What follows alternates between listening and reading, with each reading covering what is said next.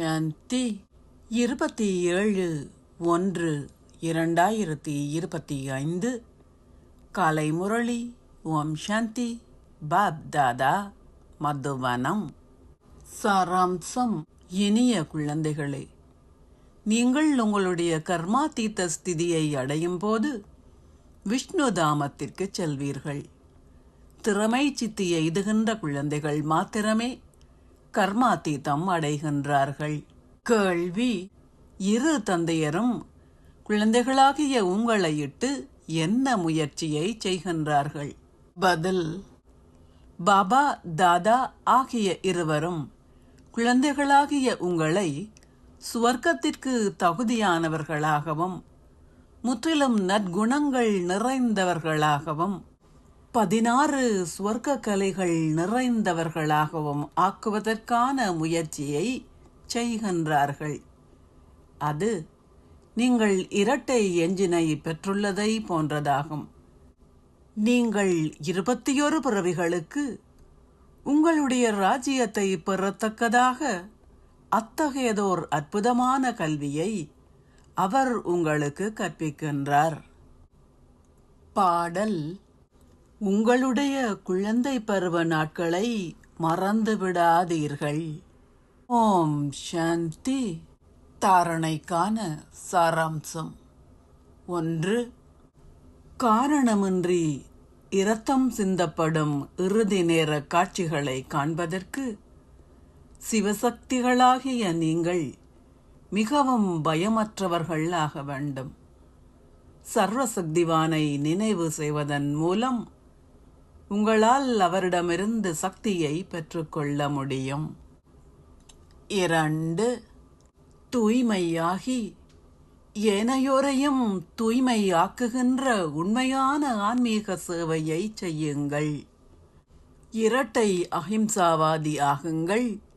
குருடர்களுக்கு ஊன்றுகோலாகி அனைவருக்கும் வீட்டிற்கான பாதையை காட்டுங்கள்.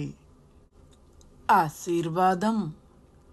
நான் அல்லது எனது என்ற எந்தவோர் உணர்வையும் முடிப்பதன் மூலம் உண்மையான துறவியாகி சமநிலையையும் முழுமையையும் அனுபவம் செய்வீர்களாக.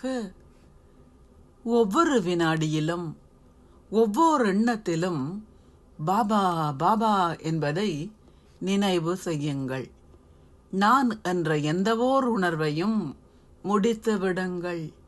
நான் என்பது இல்லாத போது எனது என்பதும் இருக்காது.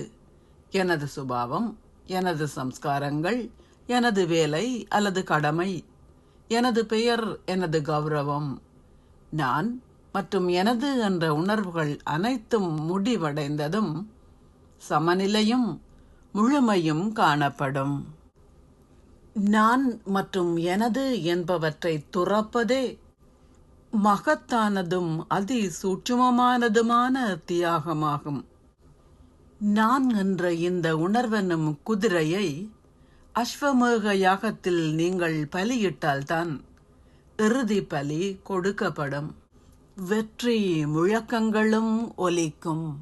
ஸ்லோகம்: ஹாஜி என்று கூறி, அதாவது ஆமாம் என்று கூறி ஒத்துழைப்பு கரத்தை நீட்டுவதென்றால் ஆசீர்வாதங்களின் மாலையை அணிந்து கொள்ளுதல் என்று அர்த்தம். அவ்யக்த சமிக்ஞை.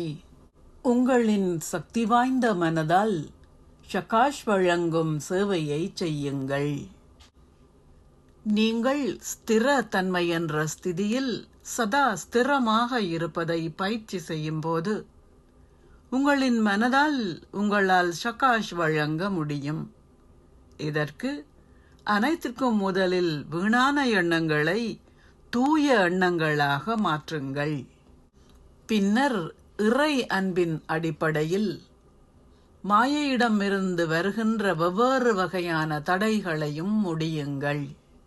வேறு எவருக்கும் அன்றி ஒரே ஒரு தந்தைக்கு சொந்தமாக இருக்கும் பாடத்தை கற்பதன் மூலம் உங்களின் ஒருமுகப்படுத்தும் சக்தியை அதிகரியுங்கள். ஓம் சாந்தி. நன்றிகள் பாபா.